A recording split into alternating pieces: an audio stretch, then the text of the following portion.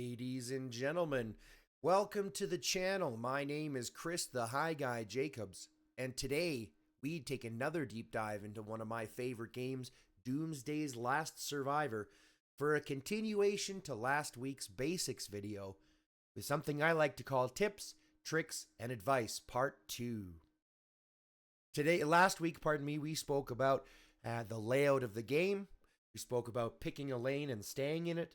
And we also spoke about whether you play on PC or mobile. And today we're going to speak about some things that other people have asked me directly. Number one, what kind of things do I spend money on if I am spending? What kind of things do I spend my gems on that I like to save? And lastly, what about the rest of the campaign? Now, I've already done a video on the recovery of Pompeii, which I will link in the description below. But today we will go over the remaining 4 options: the Bounty Ground, the Arena, the Memory Trip, and Zirus Adventure, hopefully allowing you guys to complete them in your own games. Now remember, a lot of this is determined by what heroes you have unlocked, obviously what level you have, and unfortunately, what your dedication to the game is. Okay? That's going to determine on whether you can complete the campaign or not, or obviously what your scoring in the campaign will be about. First things first, though, let's talk a little bit about money, because people have asked me, is this a pay-to-win game? Is it free to play? Can I do the same? Honestly, from all of the mobile/PC games that are of this type, and there's a lot of them, this survival type, war type game, this is probably one of the most balanced one. Is it perfect? No. Obviously, there are some things that are only accessible by paywalls, and some of those paywalls are pretty big. For example, I'll give you a prime example. This vehicle, this one here, the helicopter. The only way to get the helicopter is to purchase all of these packs. And if you add that up, 100, 200, 300, 350, 380, 400 American dollars just to unlock the helicopter. So yes, there are still some obviously pay-to-win aspects to the game. However, for the most part, all of the important things that you can acquire for free with just hard work and dedication. That being said, there are some things that are very effective if you spend money in the game, or even if you only spend a little bit. For example, the growth fund. Now, I can't show you the growth fund because I've already purchased it, and you can only purchase it once per account. But the growth fund accounts for, I believe, 150,000 gems, or maybe it's 180. Within that range, I don't remember exactly. Once you get your headquarters to 25, and I believe it's only 20 American dollars. Now, don't get me wrong, that can be lots to some people, but if you look at what the value of gems is just to purchase gems by themselves, I mean, for $20, you're getting here only 20,000 gems. See what I'm saying? So the value of that individual growth fund is monumental for what you're spending to what you're getting. So that's a key one to look at if you plan on spending. One of the other ones I would always suggest, these become monthly recurring ones that I spend every month, is the Doomsday Express.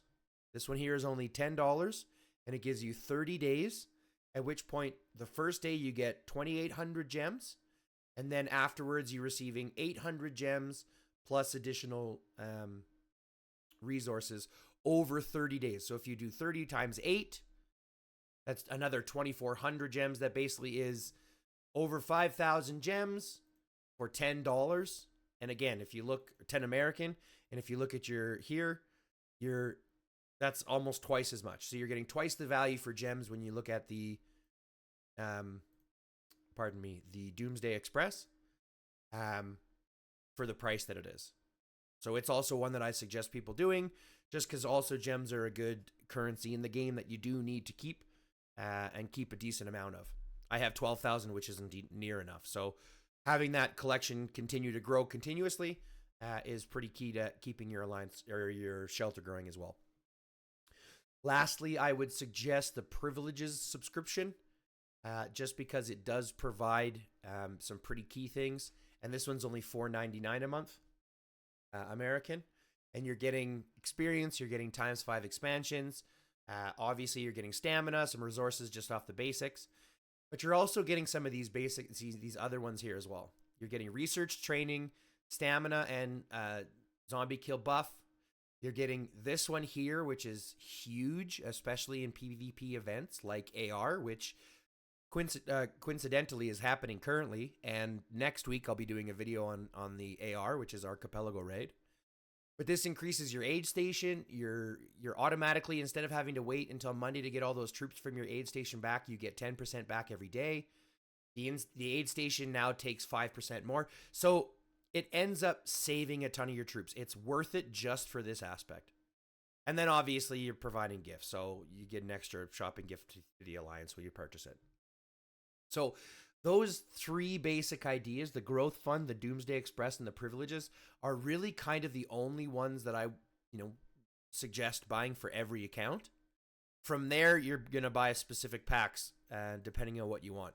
I always like the daily. So this one here, where is it? The daily boost.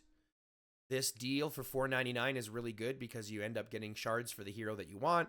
You end up getting more than your 1,300 gems. You end up getting like 1,550 gems, right? 1,550 gems.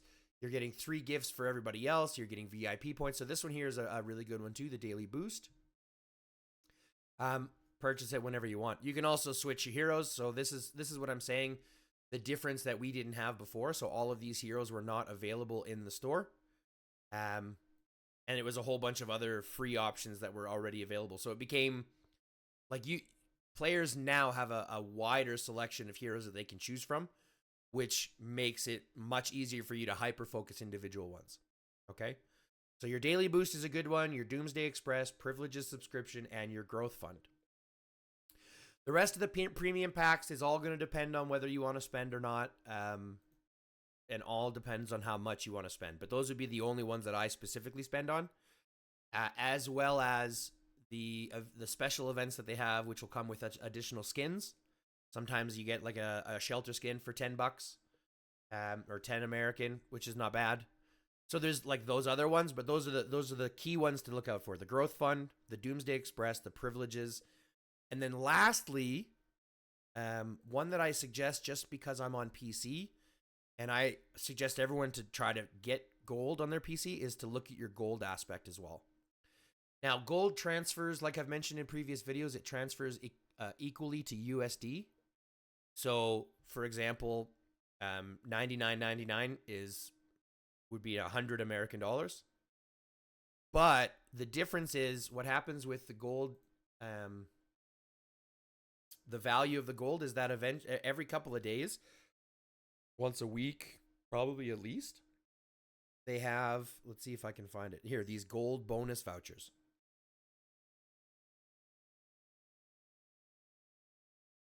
Now, these gold bonus vouchers provide, as you can see, up to 20% additional gold when you purchase them during these times, right? So the way that I think about it is this. I'm going to spend about $100 a month, right? Ideally.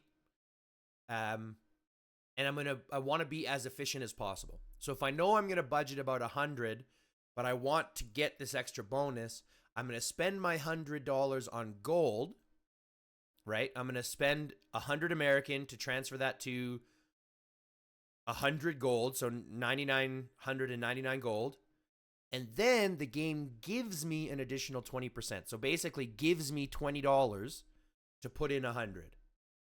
Now, I don't know about you, but that math is mathing pretty well for me. Anytime anyone wants to give me an extra, like if I'm planning to spend the money anyways, if you want to give me free money because I'm planning to spend it, no problem. I would suggest doing that. That'll allow your spending privileges to obviously go a little bit farther, give you more balance, and then you can hold that gold and use it individually for packs, to use it that way specifically. So again, the growth fund, the Doomsday Express, the privileges, the daily boost, and then if you're on PC, look at spending on gold. Next, let's look at what you would want to spend your gems on, because these gems aren't free, they aren't cheap, Well, actually, you can be free as long as you're working and killing zombies and stuff. You do earn them. But you do need a lot of them in order to participate in certain events. So the question is, with so many things that you can spend gems on, what do you spend gems on? Now, the most important thing in this game is effectively overall growth, right? And there's a couple of key, there's a couple of key, what they call power spikes that happen throughout the game that you want to be conscious of. One of them is VIP level 6. So if you look at VIP level 5, you're getting speed up, 12 minutes off the clock. You get Z-Virus Adventure Supplies. You're getting Urgent Supplies. So you're getting all of these buffs already at VIP 5 as a bonus. But VIP 6 provides you with a second construction queue for free so that you don't have to buy it anymore. So this becomes your first opportunity where now you're going to double your building capacity just for getting to VIP 6 for free. So you don't have to spend anything for it. So in my opinion, spending gems to get VIP 6 is not a bad idea. But once you get to VIP 6 and you get that second construction queue, I would refrain from spending gems at that point. Okay? At least until you get through your next couple of hurdles. The next power spike in your VIP happens at level 9 when you start to receive no, not VIP 6. At level 9, when you start to receive legendary hero fragments, right? Level 8, you're getting elite hero fragments. At level 9, you start to get legendary hero fragments, 1 per day. So that becomes another kind of vantage point. Once you get to VIP 6, you want to get to VIP 9 to get that legendary hero fragment. But you'll get to VIP 9 after. Don't rush it and spend all your gems to get to VIP 9. At least in my opinion, that's not the right way to do it quite yet. You want to go VIP 6 first, right? Spend it there. Save them for the events like Lucky Roulette, where you're earning top rank heroes. That happens during Top Commander event. Save them for, I believe they're called Defense Roulette, where you have the opportunity to acquire the hero Victor Blackwood, and Bianca. Who are both very, very strong heroes. This is Bianca here, Bianca Drake, and then Victor Blackwood is right beside her here. So these are both very good heroes. You want to save your gems for them. But once you get to VIP 6, your next focus should be getting your battle center as high as you can. Now, the problem with the battle center is that the only way to upgrade it is to get these victory badges. And the victory badges, in order to get a victory badge, you have to kill a hive mind. But you're not guaranteed to earn victory badges every time you kill a hive mind. They're a random drop. So a lot of people will tell you this is one of the most annoying parts of this game. Outside of armaments and everything else, this itself is one of the most important or annoying parts. Because to acquire them takes a lot of grinding. A lot of times you might get nothing. I've gone hours with getting no victory badges, and then you follow it up by going hours of only getting victory badges, right? So it's a random drop. It's super annoying. You need a ton of them to get your battle center up, your battle center, and you need your battle center in order to increase your rally size. Not to mention you need it to get tier 6 troops later, and yada, yada, yada, that continues on. But that determines your rally size. And like we've talked about with hive minds and things like that, which need a certain rally size in order to defeat them, the level of your battle center is going to determine how many troops can come with you on those rallies, whether it's targeting hive minds like we spoke about, whether it's targeting towers and forts, right, of opponents, all that kind of stuff. So your battle center becomes very important. I would be cautious, though, when you're leveling it up this way. When you level it up, you click on the victory badges and buy them here at 10 apiece. Don't click the fast spend all your gems or whatever, because that's going to spend it on these as well as the speed ups, which you don't necessarily want to do. That's a lot of gems. So buy those victory badges individually through here at 10 apiece.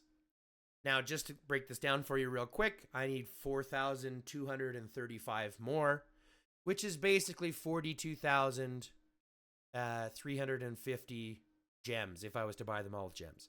So it's going to take a lot either way, but if you have, right, so that growth fund, for example, can help you because it's 150,000 gems. So there's opportunities to achieve that, but you have to use it kind of, so you can see how that becomes a real fight to get your battle center up. So it's okay to use them there. And lastly, some people will say don't use them here because it's easy to acquire the toolboxes that you need. Like, they're much easier to acquire because they have an event specific for them. But it's not necessarily a bad thing to keep your lookout tower leveled up, because it's the same thing. You need the toolboxes to get those. And the only way to get toolboxes is to kill zombies during Russell's event, at which point you get a ton of toolboxes. Now, it takes a lot of stamina and stuff like that. So, you got to be prepared to grind zombies during Russell's Salvation. And Russell's Salvation is a recurring event, which is one of the reasons why people suggest not spending gems on the lookout tower. But, in my opinion, if you're at like 4,500 or 4,800 or something like that, and you just finished the Russell event, to spend a couple of thousand gems to upgrade it, you're not going to be at a total loss. Especially, like I said, because gems are earnable, you can just grind for them. It's not necessarily a bad investment. It's obviously worse than spending it on any of the other things that we've discussed, but it's not the worst thing that you could spend your gems on. So, again, when it comes to gems, you're going to save them for Lucky Roulette during Top Commander, which will acquire some of the strong heroes. You'll save them for, I believe it's called Defense Roulette, when you have the options for Victor Blackwood and Bianca Drake. You'll spend them to get your VIP first to level 6, and then eventually to get your VIP to level 9. You'll spend on the victory badges. Remember, just the victory badges in order to upgrade your battle center. And then you might spend a little bit on the toolboxes in order to upgrade your lookout tower. But that's kind of it. Other than that, you want to save as much as you can, because there's always events that they have that are recurring in the style of what the event is, at which point some events cost, like, you're going to need 7,000 gems in stock or in your bag in order to participate in them. So you'll want to always keep some gems on hand. But from there, keeping your ID on those couple of things to spend it on will give you a better overall growth for the health of your alliance, or the health of your shelter, because your battle center, like I've mentioned, is very, very important, and it's such a headache for most players. So don't forget about it and focus on it early, right? Now, once we've spoken a little bit about money and we've spoken a little bit about gems, let's go to the meat and potatoes of this whole thing. Let's talk about the campaign things. Like I've mentioned, we've talked about the recovery of Pompeii. I will put the link to that description, or a link to that in the description below. But let's talk about these other 4, because these are 4 other events that you can participate in, which provide you rewards, both weekly and daily. They provide you with hero frags, all the rest, and kind of a better understanding on how the game works. Okay? First and foremost, let's talk about Zirus Adventure. Now, Zirus Adventure is the storyline, effectively. This is the story progression of the game. This is the solo version of it. So you're going to go through stages, and in these stages, you're dealing with zombie swarms, and you have to select your heroes that are going to go into battle. Now, obviously, the biggest key here is the level of the hero. The hero selection itself can vary drastically, but in order to have the best success,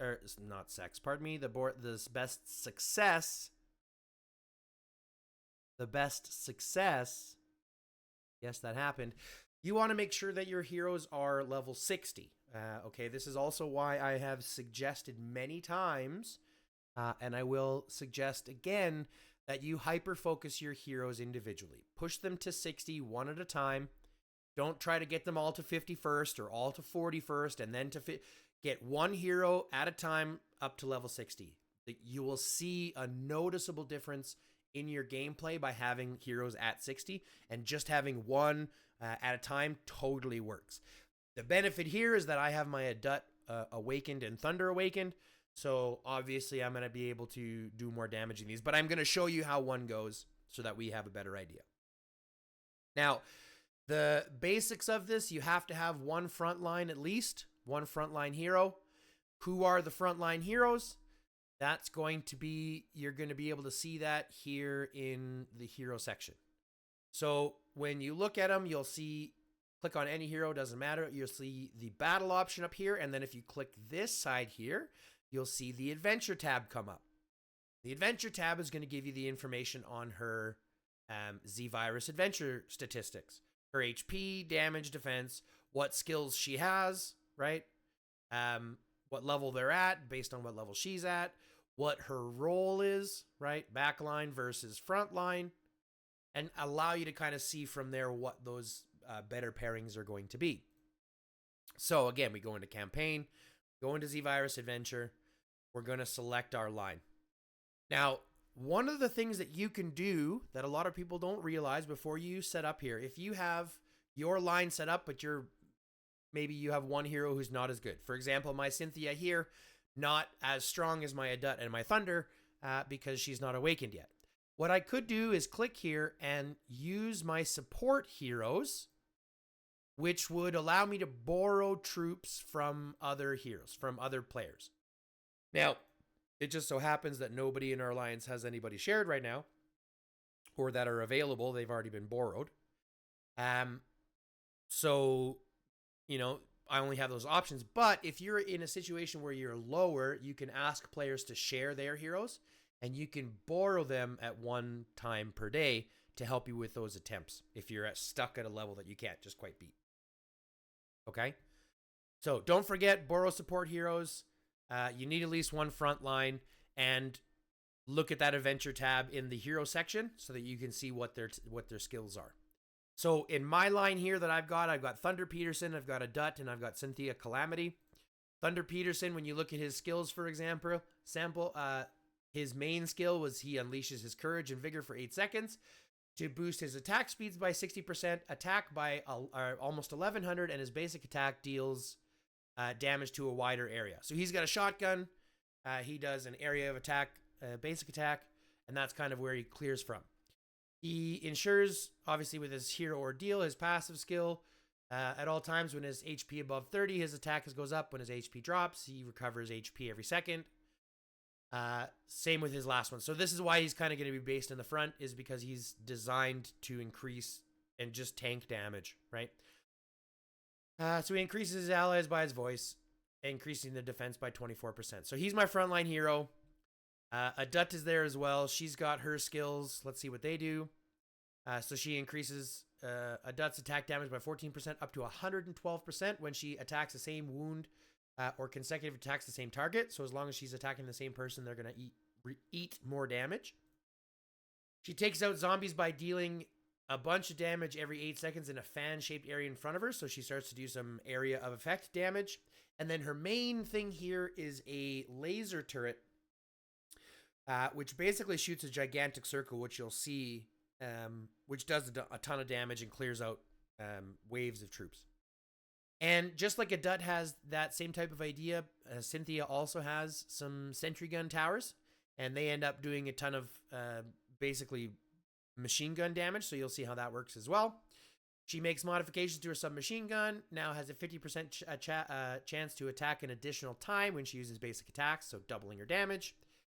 Attaches special parts on the double barrel machine gun, increasing its attack by 76%. So basically, again, it's all about boosting up her sentry guns. So let's go in and actually see. I haven't done one of these in a while, not since I've got these awakened. So we're going to see how this plays out. But I want to show you the process of how it actually experiences the game to give you a couple of tips inside the game itself. All right. So let's click go. Let's let it load up, and let's take a look at some key tips. First and foremost, you have these two options here, auto and ×1. My best advice would be, especially on levels you're having a trouble with, leave them off. Don't touch them, okay? Because The auto doesn't really trigger their skills very well, and the times one sometimes makes it too hard to deal with. So what you'll see here right now is that in the bottom right hand corner, we're building up rage. Same type as that happens with your heroes. They build up rage, and that allows us to use our skills. We're going to click on Cynthia and move her out of the way. We're going to click on Adut, kind of keep her in the way, and we're going to put this guy right in the front because he's going to tank as much damage as we can. And then we're going to place these towers where we want them. I want to place one there, and I want to place one of her turrets here, right? So that's going to start doing some damage. This one's going to start doing some damage. Let's place another one. But you start to see how it's based on your own skills. We can change them. We can focus their direction as the zombies so that the rest of our guys can kill them. And all we're really trying to do is take out these zombie waves. Let's put up another one of those. We can now get our second one of these out somewhere. Let's put that a little bit close. So now we have a focused target. We're going to see the next wave of zombies come in. Let's put another one of these down. And the skills are pretty self-explanatory, right? So he gets that yell off. He's going to start doing more damage in a fanned area. I get up to 4 of these towers, or these turrets, from Cynthia. I get 2 for Adut, which are already there. Let's put another one up there. So basically, we're just spamming the abilities as we can, but we want to watch that rage also as much as we can. We don't want to use these ones on hard levels, again, like I mentioned, because you want to have as much opportunity as you can. And just as simple as that, we end up getting the win. Okay? Now, again, the hero choice can vary based on what you have individually, but the only way to determine that is to look at what your heroes are and, again, hyper-focus your choices. Right? Remember, like I said in the last video, the differences between infantry, ranged, and riders, the cost of entry into each of those avenues, and hyper-focus individual heroes, okay? So that's basically it for the Z-Virus adventure. You're going to continue all the way through. Like I said, all of these levels you have, and then they also have a challenger level, which provides you with more rewards. The higher level you have here, the more experience you get on the daily. It allows you to continue going and, again, earning free rewards. So that's the Z-Virus adventure. If you have any questions, don't hesitate. Throw them in the chat box below or the comment section, and I'll hopefully have time to answer them from there. Next, let's take a look at Memory Trip. Memory Trip is another kind of storyline. This one's a little bit different. This one's giving you an introduction to the actual war aspects or the mechanics of the game. So, but this one has its own final level. I'm not sure. They haven't released any additional ones, I don't think. Let's see. Yeah, they're all stuck at 80, right? So that's as far as they go. They don't go any higher yet. But the whole concept is to teach you how to use the mobility of troops inside the game. Okay? So now I've completed this all the way up to 80 already. I haven't done 80 to the best. I still have some bonus rewards, so let's give it a challenge, and I can explain your deployment queue and all the rest of that kind of stuff, okay? So the basis of fighting, you got to think of it this way, okay? You want to make sure you have troops up front. The zombies themselves are pretty stupid. They're going to basically target the first marches that get up towards them, right? So you want to think of this strategically. You want to put your tankiest troops up front. You want to have a couple that are sitting in the back that you know do a ton of damage. And then you want at least 1 or 2 that are going to do what's called AoE, or area of effect damage. Okay? So let's kind of keep that thought process in mind. Some troops up front, some troops that do a lot of damage, and some troops that spread that damage out over some targets. Okay? So if we're going to go defense, let's look first at our most defensive line that I can put together. The most defensive line I can put together is going to look something like this. Thunder and Raiguro. Thunder is awakened. He's a beast. Raiguro is going to defend a lot of damage. So that's probably the most tankiest line that I can think of, right? We're going to select that. Next, I want another tanky line, but I also want one that's going to do some damage as well. Okay, so I'm going to go with Adut, and instead of Miyamoto, because he's just going to do more damage, I want Tom because he's got that healing effect, so he's going to add a little bit more of that tank or that sustainability, we call it, okay? So I've got my tanky line, I've got my second tanky line with some sustainability. Next, let's put on the line that's going to do a lot of individually hyper-focused damage. Now, Bella doesn't have in her skill, right? Her skill does direct damage to target squad at 12,000. And I'm going to put Cynthia with her because Cynthia does direct damage to target squad at 8,000 or 7,800. So together, they're going to end up doing about 20,000 damage each time that their skills trigger off, okay? So this becomes our high damaging target there. Next, I want to have some AoE damage. Now, ranged is pretty good with this. If you look here, deals damage to up to 3 enemy squads in a fan-shaped area. Okay, so we're going to do that. Now, the option, I can go with Ciogena, but I'm actually going to switch Ciogena out for Julia because Julia ends up doing damage to a target for 12,000. So she's actually, you know what? Hold on. I'm going to put it with Lewis because Lewis does damage in a fan-shaped area, okay, at 10,000. So he ends up, they're both going to end up blasting out area damage, which will be good for when we get spawned by zombies. Okay, so I've got a tanky line, I've got another tanky line, I've got a high damaging line, I've got an AoE line. Next, I want to go in and effectively put in a little bit of everything. Okay, so ideally you could do another attack line, something like Miyamoto and you know, someone who's really attacked someone like Lee Sun Wong.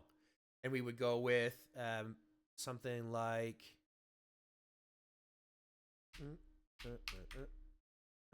and one of these, right? Because I want to take advantage of this skill here when leading 2 or more troop types, right? So we're going to do that. Okay, so I've got my tanky line, I've got my high damaging line, I've got some AoE, and I've got a little bit of AoE and some high damaging as well. Okay, so the concept is going to be the same. We're going to challenge this. We're going to go in and we're going to show you what to do. First thing, I'm going to retreat. Whoops, I'm going to recall all of my troops to the back here because I don't want anybody taking damage that I don't want taking damage from the beginning. Next, I'm going to take my tankiest line and put them up front. This is what's going to target these guys to follow. See, now they're targeting my tankiest line. Now I'm going to target this guy, and we're basically just going to pick them off one at a time. But the difference is we don't want to go too far in here because we don't want to what they call aggro the rest of them. We just want to get one at a time to make it easier for us. Okay? So once we've now defeated the second corroder, oh boy, we've aggroed the big bad voodoo daddy. Let's go ahead, send our tankiest line up front. We want to make sure our tankiest line is going to end up tanking the damage. And then we're going to send them all to fight the squad. See what happens. So now he's focusing here, and we're all coming in for the kill. Now, this is just the final level. It's not as intricate. It's mostly just a boss fight. So I can show you the other ones after, but the concept is still the same. You bring all of your troops back, you send your tankiest troops in to tank the damage, and the other ones to wrap around and target out one troop at a time. Don't try to send each troop to fight their own battles individually. It's always better, just like it is in battle, to hyper-focus the weakest troops and send those marches home one at a time. Okay? That's what your premise is. Send the troops home one at a time. Kill the zombies one at a time. Okay?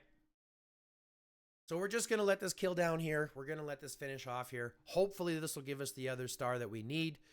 And basically all we have to do then is kill it in time. I believe that's our only star option that we're waiting on. Oh, casualty rate is what we were before. So this should actually take it because we didn't lose very many troops.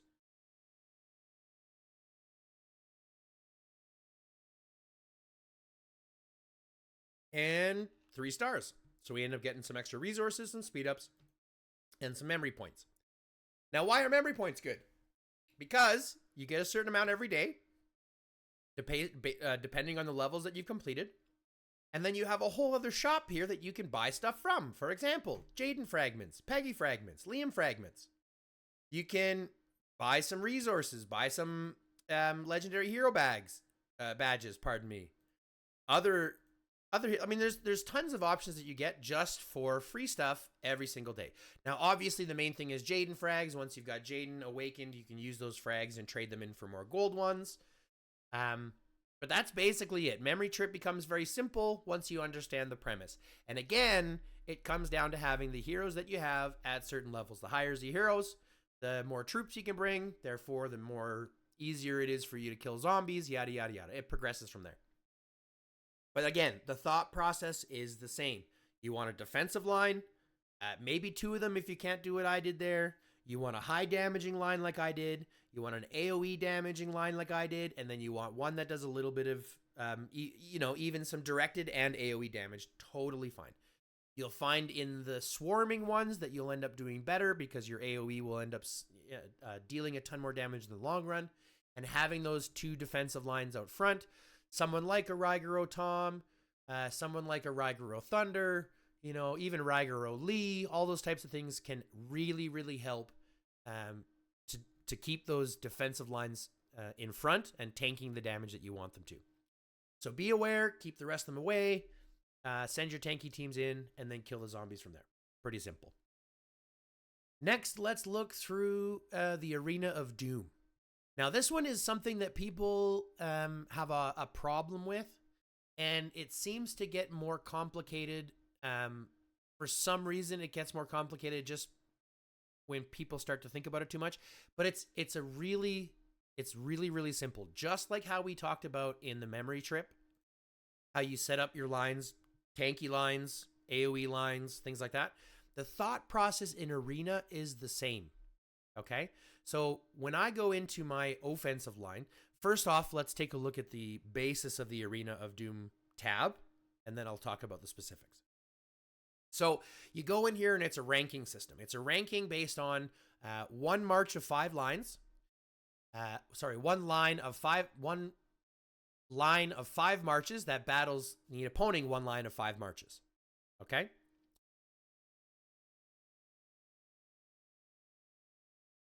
Right. Okay. So I just had a brain fart. My brain just shut off for a second, but it's back. So again, it's 1 line of 5 marches versus another line of 5 marches. Your best 5 versus their best 5. If you win, you get their rank. If you lose, you do not lose a rank. It's not like the other ones where it deals on a points. You're fighting directly for ranking itself. Okay. So my rank is 7th. If I was to attack anybody above that, if I win, I would take their spot and they would go back down to mine. Pretty simple. There is also the main focus of the arena, which is up here, the little shopping cart. The arena store allows you to buy carbon steel, which is very important for equipment. And it allows you to buy upwards of, well, let's do the math. 90, 150, 185 plus 20, 205 carbon steel every week, because this store refreshes every week, right? 205 carbon steel just for getting up to rank within the top rank 20, okay? Within the top 20 rankings. Now, most of you are going to say, well, that's impossible because there's so many players above me that are stronger than me, blah, blah, blah, blah, blah. And you would be correct if it wasn't normal practice for most regions to do what's called dropping defenses for the first 2 days of the week. Now, if you think of the Doomsday schedule as a 7-day Monday to Sunday schedule, every Monday is a brand new week, which means the stores get refreshed, your weekly missions and stuff get refreshed. Things like your radar store gets refreshed, right? And you get frags and Maxine frags in there. That happens every Monday, okay? So typically what happens Monday and Tuesday, alliances and regions will take their defensive lineup, just their defensive lineup, and restrict it to only 1 march with 1 singular troop, okay? Now you'll see, even if I only have 1 march and 1 single troop, my might is still telling me it's 13 million. So people will sit there and go, well, I only have 3 million might. How am I supposed to beat someone who's 13 million? It doesn't work like that. It's based on the troops. My 1 troop cannot beat 100,000 or 200,000 of any other troops. It just can't happen. So you'll still win the fight if I was to hit formation complete. Now, we're subsequently outside those 2 days, so we're not on drop defenses right now, but that would be the process. Now, if you're wanting to know what the opponent has, there's also a button for that. It's called the magnifying glass right here. So before I attack anybody, I can see what they have first, what they're sending. A Dut and a Thunder, right? So they've got tier 5 and they've got a whole bunch of them. If I had drop defenses, it would just say a Dut or Bella and Jaden, 1. Not 110,000, just 1. And you can beat those. So trust me, if you use the magnifying glass for the first 2 days of the week in most regions, and I say most regions because it ends up being the practice in like 90% of the regions that I've been in. If you're not in a region that does that, you should probably look at moving to a different region that does that, because carbon plates are so important in this game. Because like I said, that's how you get your equipment up. It's almost the number one place to get it every week. It's 205 carbon plates. And think about it. If you need, like for this, I need 700 carbon plates to upgrade mine to my Vanguard backpack. That's 3.5 weeks of saving. That's 1 month of saving just for one backpack. And look at how much it is here. And they all have to be leveled up. So carbon fiber is very, very, very important. All right, let's keep that in mind. Now, in the actual arena itself, right, we've clicked on the defensive lineup. This is how you set up what people will attack on your end. But that's different than what you will send to attack other people. Okay, so let's take a look. The defensive lineup we've got set up. It's going to be the same premise as what we were doing before. I've got a really tanky line. I've got an actual damaging line. I've got a line that does a little bit of both. I've got Bella, who does a high bunch of damage to one line. And then I've got a Kemi that does range damage throughout. Okay? So I'm actually going to change these up a little bit just because I was thinking about it. And I want to try this. Okay? I'm going to try setting this up just a little bit differently for my defensive line. Where is... Oh, he's already out probably. No, he's right there. There we go. We're going to try setting it up like this and setting my defensive line like that. Okay? So same thing I had before. Defensive, semi-defensive with attack, more defense, AoE, and then high damaging from there. Okay? Now, that's not going to be the same as when I challenge someone. That's going to open up a totally different avenue. So when I click challenge, I've already used my challenges. I'm going to go ahead and use another one today. It brings up an entirely different setup. So let's go ahead and change our setup. Oh, let's delete these all and start again. So we're going to go defensive. I want a little bit more defense from this line, so we're going to put Raiguro in there. Next, I want somewhat offensive, but I definitely want a little bit more sustainability, so we're going to put Tom in there.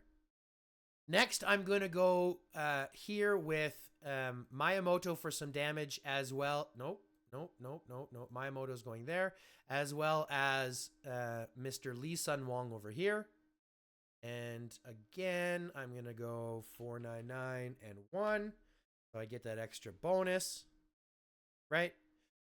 In the back here, I'm going to put my high damaging line. And then I'm going to put this one here and put Lewis here instead. He's got that rank 5 for extra damage, okay? So this is my offensive line. Now, your questions might come down to where do you place them and things like that. And there are some strategic benefits. For example, I'm putting Bella over on this side because if you look, she's the fastest. So she's going to have fastest access to these people by going the longest way. I want to kind of have her coming to the battle after anyways, because I don't want her tanking for damage up front. I want that going to these 3 here. Okay, so let's go ahead and actually watch this. Now, there is an option to skip it if you don't want to watch it and see and, do the analytics of how things actually work. which is your total prerogative. You're more than welcome to do that, which I do most often. But just to show you how this looks, let's go ahead and start the challenge. There is nothing that I can do to influence this. This is basically automatically they're going to attack the way that they want to attack. Okay? So they're coming in, and it's basically just doing exactly what we wanted. We've got Thunder and Ragnarok tanking up as much damage as we can. We've got Adut and Tom tanking, dealing damage and sustaining as much as they can. Our damage on the other hand is not doing as much, but we are putting out a lot with Akemi and Miyamoto with that defense. It's going to be close. They have a total overall at the top here. That's what it's showing. There's also a time limit, so if it ends up getting too long, I mean, that's how it ends up playing off. But this is going to be a close fight no matter how we look at it. We still have Thunder doing well. He's still holding up. We finally sent one of theirs home. We're about to send Chun home here too. This is on ×3, so we can slow it down if we needed to. I think I'm going to end up taking this fight probably at this point because of the setup that we had. But that's basically it. That's your arena. Now, people are going to ask again, do I attack people in my own alliance? Who do I focus on? Blah, blah, blah, blah, blah. In my opinion, again, opinion-based, your focus should always be people outside of your alliance. But in the same result, if most of your alliance is the only ones that you can target, don't feel bad hitting your own alliance. It's a great way to test your mettle against your other, because there's no losses. You don't lose troops here. You only earn rewards. Even if you lose, you earn rewards. So it's a great way to test how your lines are against other players in your alliance. And honestly, if they get butthurt, that's their own problem. They should probably find a better alliance. So that being said, it becomes a lot of fun just to kind of test your own mettle against everybody else that you're playing with directly in the arena of Doom. Don't forget your defensive lineup. That's where you're going to end up dropping to one troop with one march. At least you should for the first 2 days, which will make it easy for everybody to get to the top 20 in order to acquire all of that carbon fiber, which is beneficial to the region. See, this becomes a thought process that people forget. It's not just about how you grow individually. It's also about how your region grows individually. So you want to make sure that it's not just about your alliance. There's a lot more going on than just who runs the region, who gets presidency, who controls the metropolis. There's a lot more that goes on outside of that we will get into in later videos, okay? So just keep that in mind. If you're not in a region that doesn't drop defenses for the first 2 days, find yourself a region that does, and you'll see your growth start to skyrocket effectively, pretty much. Now, lastly, for the campaign stuff, we've got Bounty Ground. Now, Bounty Ground is a fairly new event. They've just added a couple of months ago. I'm not sure exactly the date. It would have been 3-4 months ago at this time. Probably 5 months, something like that. Heck, it could be more than... Sorry, I've got a dry throat. It could be more than that. I don't remember exactly when it came out, but it's one of the newer ones in reference to everything else. And this one is pretty simple. It's going to take your heroes, okay, the ones that you select, your squad, and it's going to drop that and a small amount, as you can see here when you select your squad, only 10,000 or so, depending on your HQ level and stuff, into the Bounty Hunter map, okay? Let's actually do one together so we can actually see how it works. So we're going to match this. Hold on. What are you telling me? Okay, so we're going to match this, and we're going to go into a game, and we're going to actually play one through so you can see the premise of it. It's pretty simple. It's a lot of fun for lots. The rewards are great. But again, it takes your heroes, and it drops them into this map, okay, this gigantic map. And your whole purpose is to build up your squad as strong as you can to last as long as you can. So it's basically like a battlefield type of game. Okay, and you get stronger by attacking these mercenaries, by attacking other players, right? So every time you kill one, you get your power up. The time goes down, the area closes, and then it just becomes a battlefield where you're doing nothing but fighting a whole bunch of other people. It can last, there's a time limit for the whole game, which I believe is 10 minutes. I don't remember exactly. It's something along that, 8, 10, 12 minutes, something like that. In order to go through all the stages and bring you down to the final circle where you're doing a whole bunch of fighting, trying to be the best. So you're going to go through these mercenary packs. You're going to see the purple ones are 320, the blue ones are 160, and the green ones up here are only 80. So you obviously want to clear as many of the high-powered ones as you can, as they give you more power, right? The higher, stronger the mercenary, the more reciprocated power that you gain. You'll also notice buffs on the screen. There's a healing buff here. There's a movement buff there, over here, which will help you in the battlefield aspect, because sometimes it ends up being a little bit more confusing on how it actually works. You've got 3 slots down here where you can actually hold those buffs. So let's go ahead and look at them. I've got this one healing buff here. Let's go ahead and grab. We can also pop over and grab this speed buff here, and then hopefully these other 2 targets as well. Okay. And again, this is just based on time. So we've got some seconds here counting down. In 50 seconds, the zone will spawn. Let's go ahead and clear out these as well.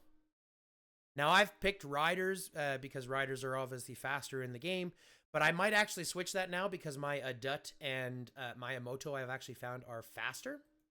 So I'll probably end up doing that instead.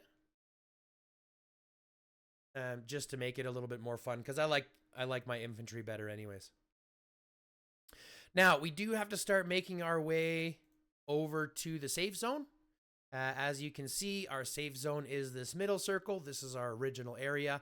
And this blue line will start to come in here in the next 10 seconds. It'll start to slowly make its way in. So we're going to pop over and collect a couple more of these mercenaries. Keep doing our strength.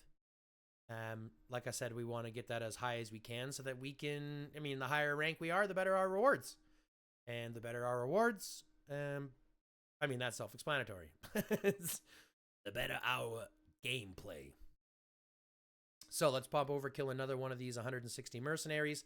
And then I'm going to, since the wall is moving in, I'm going to pop over here and start making my way to the middle of the map. Now, we haven't come into contact with anybody yet, which is totally fine. We haven't needed to. A lot of the beginning is just getting mercenaries anyways, as that's your key area on how you're going to gain might. Obviously the buffs have 3 levels as well, just like the mercenary do. You got green, blue, and gold. Green, blue, purple, and gold, pardon me. And you get the golds from airdrops that come in as well. So again, it's just like any of those Battlefield games, like PUBG or, you know, what's the other one that all these kids are playing? Fortnite. Where you kind of drop into a map and you're doing what you can to stay relevant and stay strong and blah, blah, blah. It's the same concept. Okay? The only difference is you're doing it with your personal choice of heroes and your personal choice of troops and going from there and having fun. It ends up being pretty bloody in the end. So you'll see how that works, hopefully. Hopefully I don't just get picked off here early, but I think I'm doing pretty good. I was leading at one point, so I'm not sure if I'm still leading or not. But I'm almost at 4 million, which is pretty hefty in comparison. This gentleman here is only at 2 million. We're going to grab that one, and then we're going to grab this one. And I'm going to fight some people is what's going to happen. This person I'm going to fight right now. As you can see, we're doing more damage to them than they're doing to us. And that should help. Let's increase our speed. I don't want to lose them. I want to make sure that we can... Oh, come on! You son of a... See how that just skipped back on me? That's one of the... probably biggest negatives to this whole game. Because I shouldn't have just skipped back like that. I should have been able to stay on him.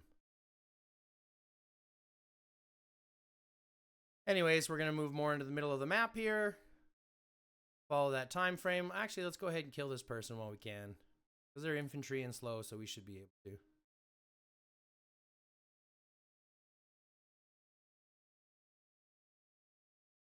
See, this is the part that I don't like. It keeps catching every time and then slowing everybody down. You want to fight? That's fine. Let's fight. We can fight. You can fight me. But we're back into the middle here, so we're doing good. It just, it's really bothersome, is what it is. It's just, it bothers me. Oh, we're not in first anymore. Boonk. Thank you. Son of a bitch is gonna get it first. No! Boonk! Come here, fight me. No.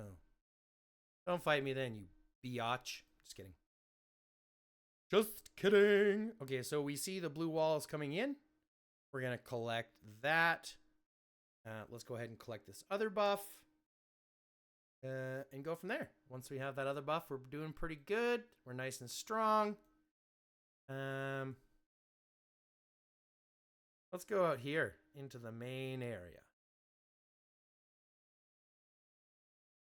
See if people want to fight me or if they're going to run. I have a feeling they're going to run. Run, run, run, run so long. That person's going to die, it looks like. Oh, maybe not. Oh, they're going to die now, though. Ka-gunk, ka-gunk, ka-gunk, ka-gunk, ka-gunk, ka-gunk. Ka-gunk, ka-gunk, ka-gunk, ka-gunk. Got the win.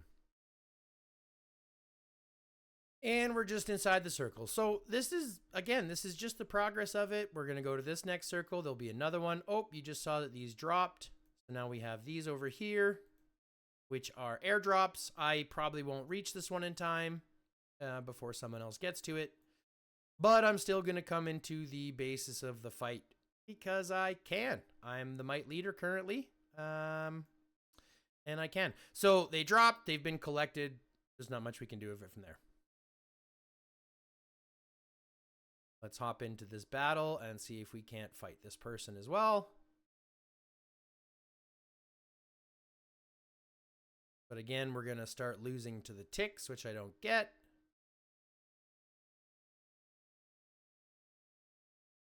Want this speed buff, though.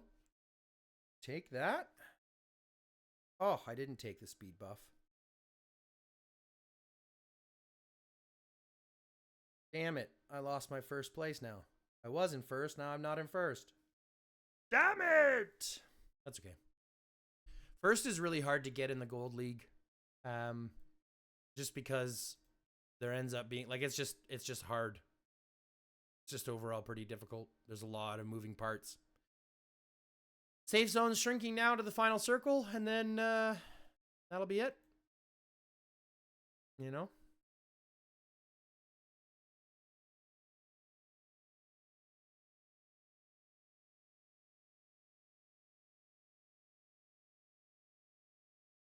See if we can fight. Pacha, pacha, pacha, pacha. No, you're not taking those shoes, buddy. You don't get to take those shoes, buddy. Kablam! Kablam! Yeah, those are my shoes, bitch. Shoe. No! Shoe. Get him.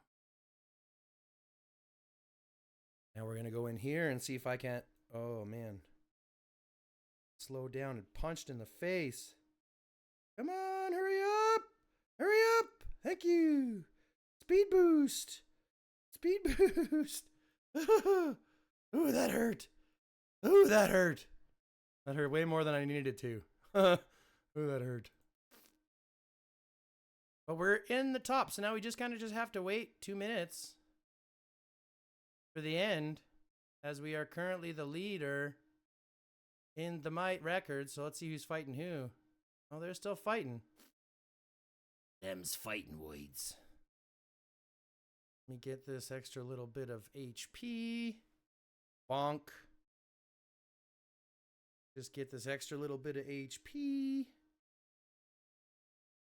Oh, my ear. You ever get an itch inside your ear? And it just feels so good to clear it out.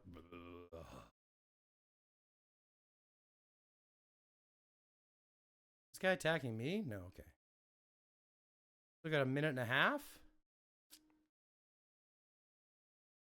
Still kind of just waiting now.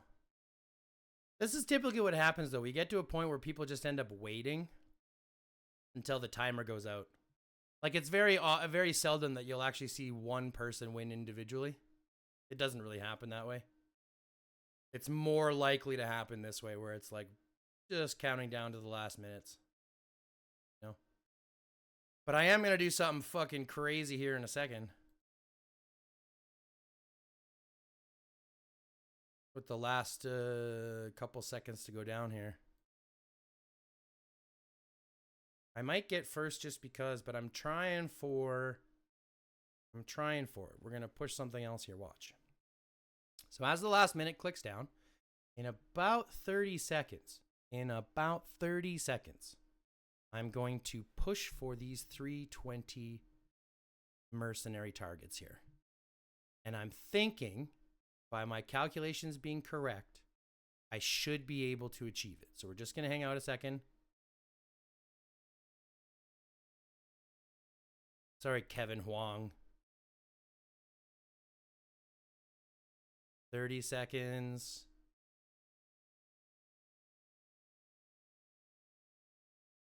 2, 1. Oh, we got one right here, gifted to us. Look at that. See if we can get this last one.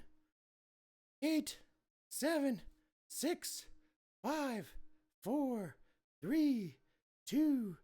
Oh, maybe not. No, yes, we did it. We did it. That's pretty good. I ain't gonna complain. I am not gonna complain. Good might.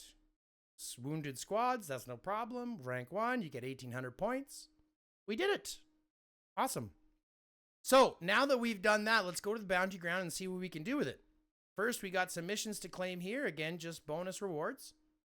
Right? Just for doing and having some fun. And you get a bunch, and you get a whole bunch of rewards. Some construction, some experience, yada yada, pretty simple. And then you get the roulette. Now, this is the kicker, guys. This is really what you want to get him for, because look at the rewards that you get here. You get some helmet frag choices, you get some armament trackers, and you get some purple helmet frag choices. You also get some honing chips. So, like, this is kind of the reason why you do bounty ground. It's a pain in the butt, but the rewards are pretty darn good, and you kind of need them, right? You get speed ups, gems, resources, good stuff. I mean, there's almost no reason not to. It's just that it gets boring.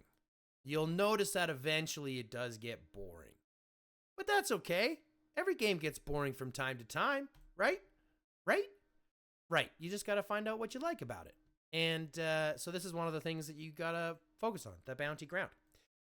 Now, we have gone through the 4 remaining parts to the campaign.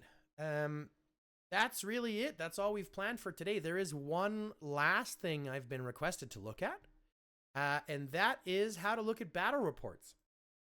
How to read them, how to take a look at them, and justify all the information that you're seeing. Because sometimes it gets confusing, especially when you don't know what you're facing and yada yada if you're in a big rally like we have here. Okay? So when you look at something like this, when we're attacking the watchtower here, all the names underneath here are people that end up attacking the rally.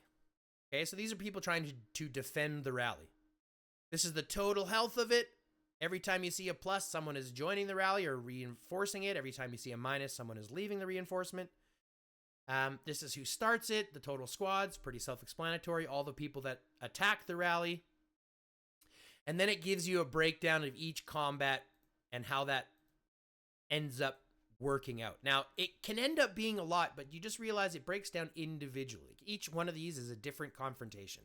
It's a different attack, a different squad, a different whatever doing the damage. Okay? So if you look at the main one here, let's justify some information. You've got this person who started the rally, the overall might that the rally lost, compared to the overall might that the watchtower lost. You've got your commander equipment on our side versus the commander equipment on their side. You can click through, find out what armaments each one is using. You can click through and find out what their level, what their vehicle progressions are. So you can see how those compare. You can click through here to see what the actual buffs are. Same on both sides for armaments. Okay. You can break down the basics here. If you press the 3 dots, it'll tell you more information based on who had what troops in there. You can click down on each side to see what level those troops are, what's left, all the statistics that go with it. You can break down how many were healed, how many were lost completely, how many went to the hospital, how many you'll get back just as soon as the rally returns. Again, these questions, these exclamation marks will tell you the exact same thing. Heavily wounded troops will be sent to the hospital to be healed before re-entering battle. If your heavily wounded troops exceed the hospital capacity, the excess troops will succumb to death, so they'll die.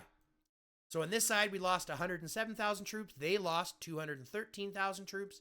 They also ended up with 508,000 going to the hospital, meaning that's going to fill up quickly, leading to more deaths, right? So it all compounds. I can click this 3 dots and see what they were defending with, who was all taking part in the defense, right? Who all had troops in there? What were their troop counts, right? Who sent troops back? Who recalled and resent, and how many did they have?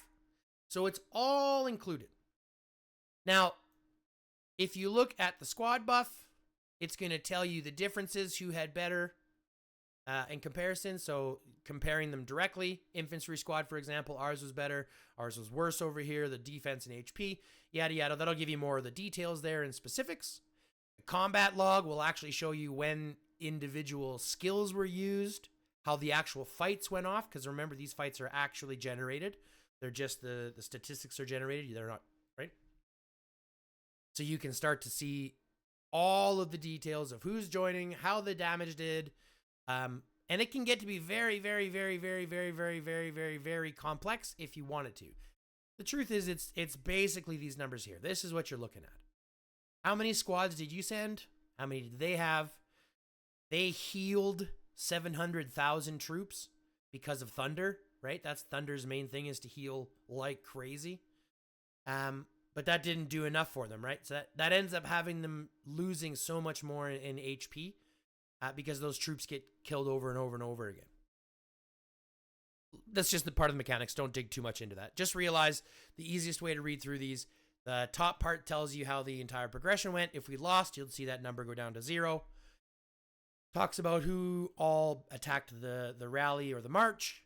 You can find out where the battle happened, for example. There's a lot of differences that you can kind of take on just from those battle reports. Okay, so keep that in mind. But really, guys, this is it for the basics of part 2. We've gone over the Z-Virus adventure, the memory trip, the Arena of Doom, the bounty ground. We've gone through how to read battle reports. We've gone through what to spend money on. We've gone through what to spend gems on. And that was just today. I mean, that doesn't go over everything we've gone over in the last video too, which again, I will post in the description below. But that's just the beginning. There's so much more of the mechanics that come in play when you start to look at other events. Island Raid, Archipelago Raid, which we're in right now. Next week's video will be all about the Archipelago Raid and how to prep for that. But other than that, just go out and have fun. Read through your heroes. Read through their skills. Find out what they do in the adventure. Find out what they do in the battlefield. Talk to other players in your own alliances or in your own regions who are much higher than you. Most stronger players, and I do say most, not all, but most stronger players are more likely to help newer players in the process. So let them do that. Let them help. Take their advice, just like if you're taking mine, just like you do here. People do like to share their information for the most part. So take advantage of that. Let them. But other than that, guys, that's it for me. Stay lifted, stay strong, have fun, and we'll see you in the next video. If you haven't hit that like button yet, go ahead and hit the like, hit the subscribe, go ahead and send me a comment, ask for future information on videos. And from there, guys, I'd love to be able to connect. So reach out to me in the comment section below, and I hope to see you in the next one.